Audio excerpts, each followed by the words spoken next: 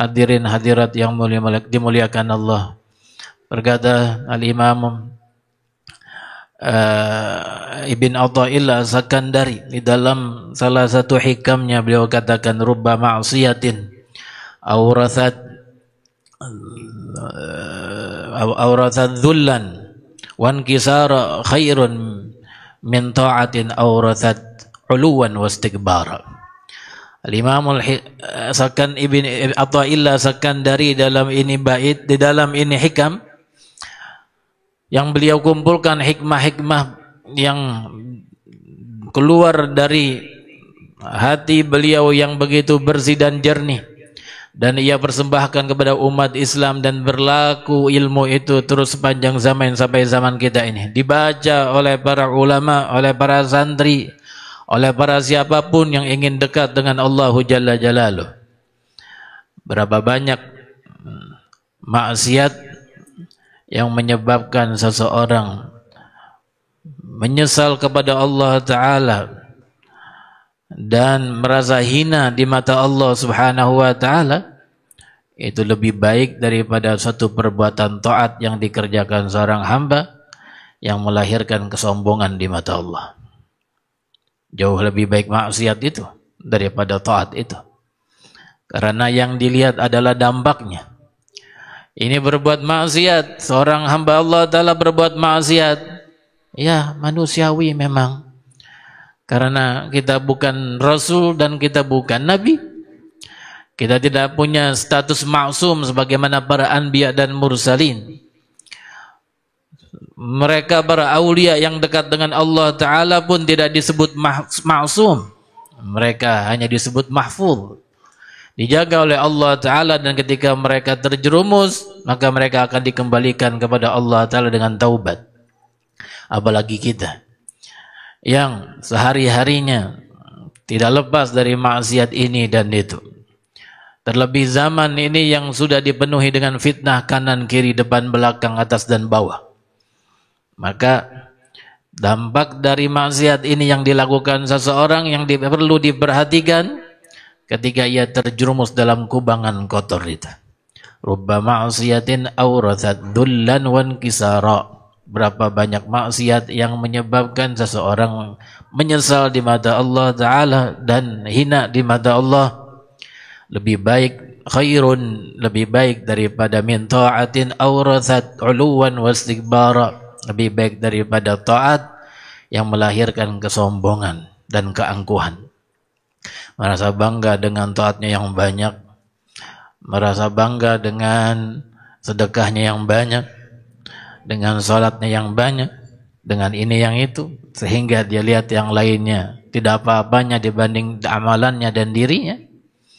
Maka itu tidak jauh lebih baik daripada itu fulan yang mengawali harinya dengan bermaksiat kepada Allah, lalu di petang hari dia menyesali perbuatan itu, bertobat kepada Allah Ta'ala.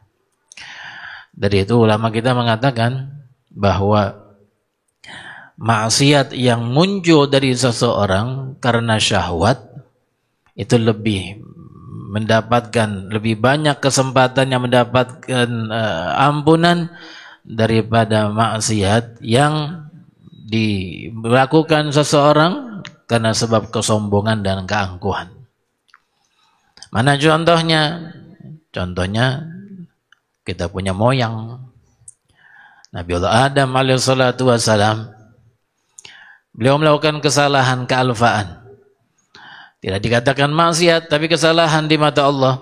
Allah menghukumnya dengan kesalahan itu. Apa yang diperbuat Nabi Allah Adam? Nabi Allah Adam malah makan buah khuldi yang dilarang Allah Ta'ala untuk dimakan.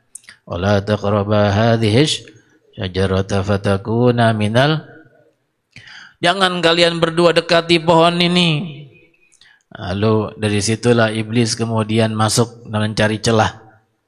Tanya, wahai Adam, apakah engkau pengen hidup selama-lamanya? Ingin mendapatkan kerajaan yang abadi, hidup selama-lamanya? Itu makan buah itu. Dia lupa dengan larangan Allah, lalu dia terbawa dengan bisikan iblis. Syahwat yang kemudian menjadi dorongannya untuk makan buah khuldi itu. Tapi setan, iblis, Tapi apa ujungnya Nabi Adam? Dapat ampunan dari Allah Subhanahu wa taala. Kapan dapat ampunan dari Allah? Ketika dia bawa dalam doanya nama Nabi Muhammad sallallahu alaihi wasallam. Istighfar begitu lama, lalu kemudian pada ujungnya diampuni Allah ketika menyebut nama Nabi kita Muhammad sallallahu alaihi wasallam. Ini yang satunya iblis. Bermaksiat kepada Allah Ta'ala dengan mengingkari perintah. Ketika Allah telah perintahkan kepada malaikat-malaikatnya, dan dia ada dalam bilangan, dia bukan malaikat, tapi dia ada dalam kelompok malaikat karena hidup dengan diantara malaikat begitu lama. Allah telah perintahkan dalam Al-Quran agar sujud kepada Nabi Adam. Idh qulna lil malaikati isjudu li Adam fasajadu illa iblis aba wastakbara wa kana minal. Itu diperintah dari Allah Ta'ala, langsung dari Allah. Langsung Allah berkata kepada Nabi Adam, kepada iblis dan kepada malaikat, dan diantaranya adalah iblis ini. Idh qulna lil malaikati isjudu, ketika kami katakan kepada malaikat, usjudu li Adam fasajadu, sujudlah kalian kepada Nabi Adam, fasajadu, maka mereka pun sujud malaikat. Illa iblis, kecuali iblis, aba wastakbar, dia enggan dan dia menjadi sombong. Bukan cuma enggan menjalankan perintah Allah, tapi istakbar, dia menjadi sombong dengan mengatakan khalaqtani min nar wa khalaqtahu min tin. Kau ciptakan aku dari api, sedang kau ciptakan dia dari tanah. Aku lebih baik, jauh lebih baik dari dia. Ngapa ngebis sujud kepada orang yang di bawahku? Dia nggak lihat perintahnya, tapi dilihat realitanya. Dia lihat kenyataan bahwa dia ini dibuat dari api. Ya, yang disuruh dibersembah kepadanya itu terbuat dari tanah. Dia nggak lihat perintahnya, perintah siapa ini? Dia nggak lihat. Karena kesombongannya. Maka yang itu tidak diampuni sampai hari kiamat. Wa alaika la'nati ila yaumiddin, kata Allah. Dan atasmu laknatku sampai hari kiamat. Sampai hari kiamat. Padahal itu iblis tidak ada sejengkal di langit, melainkan dia sudah sujud di situ. Bukan bumi loh. Ini bumi dibanding langit gak seberapanya luasnya ini. Berapa sih luas bumi? Ada yang tahu? Berapa juta kilometer? Ya.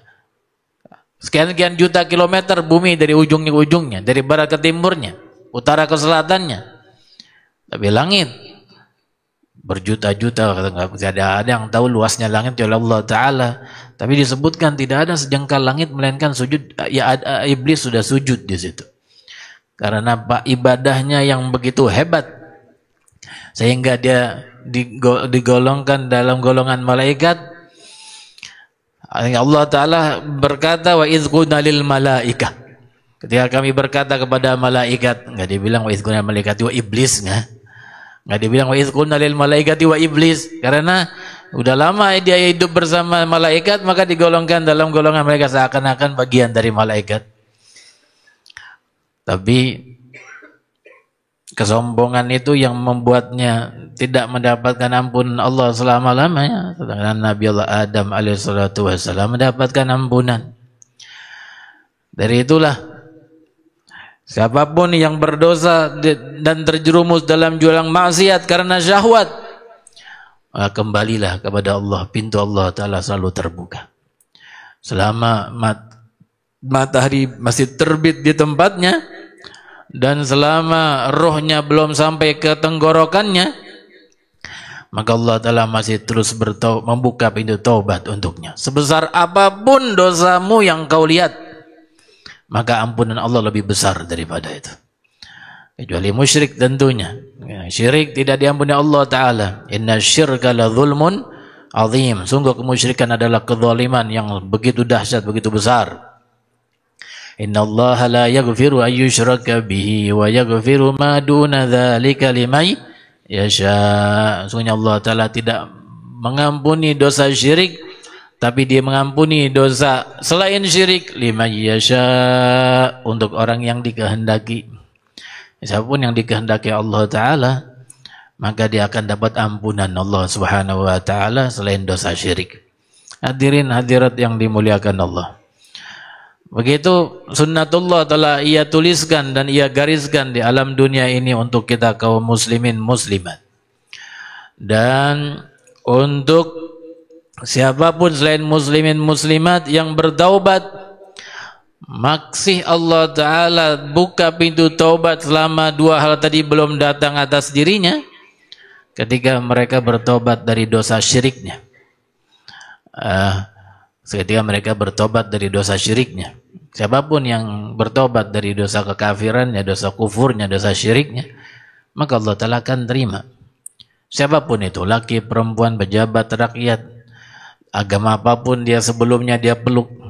Ketika dia mengikrarkan diri dengan dua kalimat syahadat, asyhadu an la ilaha illallah wa asyhadu Muhammadar Rasulullah, maka sekejap itu pula Allah Ta'ala ampuni dosa syiriknya, dosa kekufurannya, dan dosa-dosa lain yang dilakukan di alam dunia ketika belum dia mengucapkan dua kalimat syahadat.